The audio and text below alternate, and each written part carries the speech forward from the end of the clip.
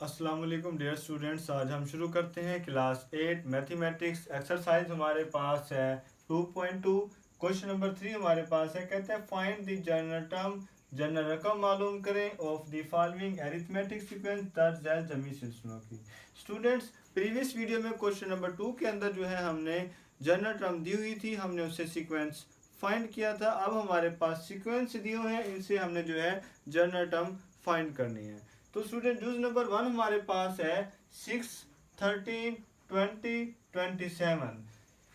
Arithmetic sequence के अंदर general term मालूम करने के लिए एक फार्मूला होता है A N is equal to A one plus into N minus one D. Students, इस फार्मूले के जरिए जितने भी हमारे पास यहाँ पर सीक्वेंस है, हम यहाँ से जनरल टर्म जो है अरिथमेटिक सीक्वेंस की फाइंड करेंगे। तो इसमें जो है वैल्यू को हम पुट करते हैं। ए एन की जगह पर जो है कोई भी वैल्यू पुट नहीं की जाएगी, क्योंकि ए एन की जगह पर उस वक्त वैल्यू को पुट किया जाता है जब हम जनरल रकम से जो है वो सिलसिला फाइंड करते हैं। अब यहाँ पर जो है हम जनरल रकम मालूम कर रहे हैं, तो यहाँ पर n की जगह पर जो है वहाँ कोई भी वैल्यू हम पुट नहीं करेंगे। तो अब a1 की जगह पर हमने क्या लिखना है, सीक्वेंस में जो पहली वैल्यू होती है हमारे पास वो होती है a1, और दूसरी वैल्यू जो होती है वो a2, तीसरी हमारे पास a3, चौथी हमारे पास a4, इसी तरीके से अप टू सो ऑन जो है वैल्यू दी गई होती है सीक्वेंस में। अब यहाँ पर a1 जो 6 है, हम a1 की जगह पर यहाँ 6 को हम पुट कर देंगे। अब प्लस इंटू n की जगह पर कोई वैल्यू नहीं आएगी, n वैसे लिखा जाएगा माइनस 1 इंटू। अब d जो है अरिथमेटिक सीक्वेंस के अंदर डी जो है वो डिफरेंस को कहा जाता है। डिफरेंस मतलब फर्क। अब अरिथमेटिक सीक्वेंस में डिफरेंस कैसे फाइंड किया जाता है, उसका तरीकाकार ये है कि सीक्वेंस की second value minus first value, जो आंसर आएगा वो हमारा जो है अरिथमेटिक सीक्वेंस का डिफरेंस होता है। Second value minus first value is equal to 13 में से अगर माइनस 6 करें तो हमारे पास यहाँ पर जो आंसर है वो 7 आता है। तो अब हम यहाँ पर d की जगह पर जो है वो 7 वैल्यू को पुट कर देंगे। अब देखिए A N is equal to 6 plus 7 जो है वो n माइनस 1 से मल्टीप्लाई होता है। 7 n के साथ मल्टीप्लाई होगा, 7 n आ जाएगा, 7 माइनस 1 के साथ मल्टीप्लाई होगा, माइनस 7 जो है यहाँ पर आंसर आ जाएगा। अब a N is equal to, अब जो सेम वैल्यू है उनको हम जो है वो सॉल्व करते हैं। इसमें सेम वैल्यू जो है वो प्लस 6 और माइनस 7 है। जिस हिंसे के साथ या नंबर के साथ अगर कोई साइन ना हो तो उस पर जो है प्लस का साइन होता है। तो 7n plus 6 minus 7, A N is equal to 7n। अब प्लस 6 माइनस 7 करते हैं तो हमारे पास आंसर आता है माइनस 1। चूंकि बड़ी वैल्यू जो है हमारे पास माइनस में है, तो इस वजह से जो हमारा आंसर है वो माइनस 1 आएगा। तो ये हमारे जनरल टर्म जो है हमने फाइंड कर लिए। अब हम आते हैं जूज नंबर 2 की तरफ। जूज नंबर 2, जूज नंबर 3, जूज नंबर 4, जितने भी हमारे पास यहाँ पर सवाल हैं सारे के सारे हमने जो है इसी मेथड से करने जैसे हमने जूज नंबर 1 को सॉल्व किया है। अब यहाँ पर भी फार्मूला लिखेंगे, a N is equal to A one plus into N minus 1 into d.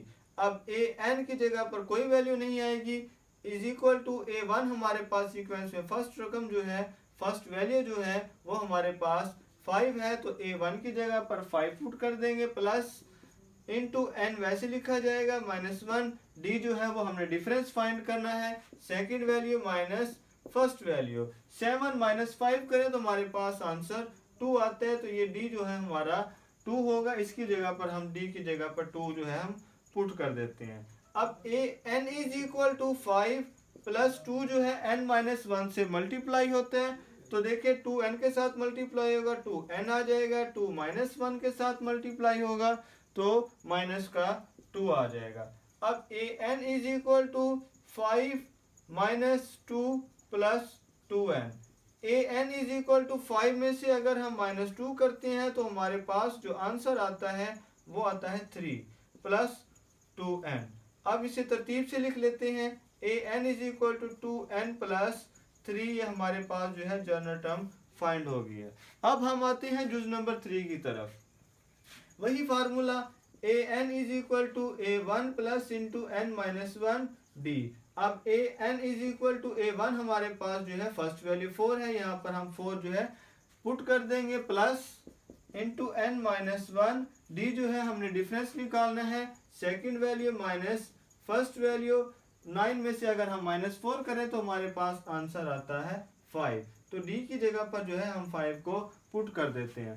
अब a N is equal to 4 plus, अब 5n माइनस 1 से मल्टीप्लाई होगा तो 5n माइनस जो है 5 आ जाएगा। 5n के साथ मल्टीप्लाई होगा 5n, 5 माइनस 1 के साथ मल्टीप्लाई होगा तो माइनस जो है हमारे पास 5 आ जाएगा। अब a N is equal to 4 minus 5 plus 5n, 4 और -5 करेंगे तो हमारे पास जो यहाँ पर आंसर आएगा वो आएगा -1 प्लस 5n।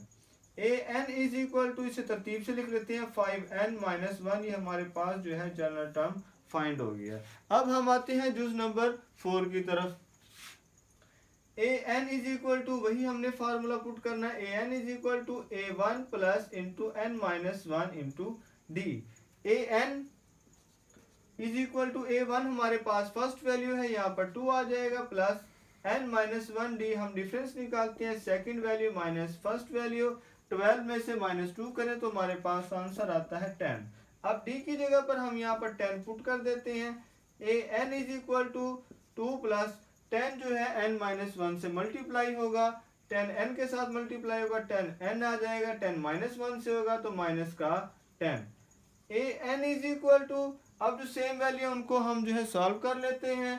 देखें -10 plus 2 plus 10n, A N is equal to -10 plus 2, हमारे पास जो आंसर आता है वो है -8 प्लस 10n, वैसे का वैसे लिखा जाएगा।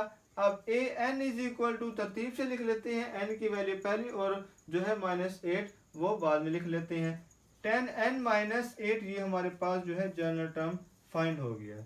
तो होप स्टूडेंट्स आपको आज का हमारा लेक्चर बहुत पसंद आया होगा और काफ़ी कुछ सीखने को मिला होगा।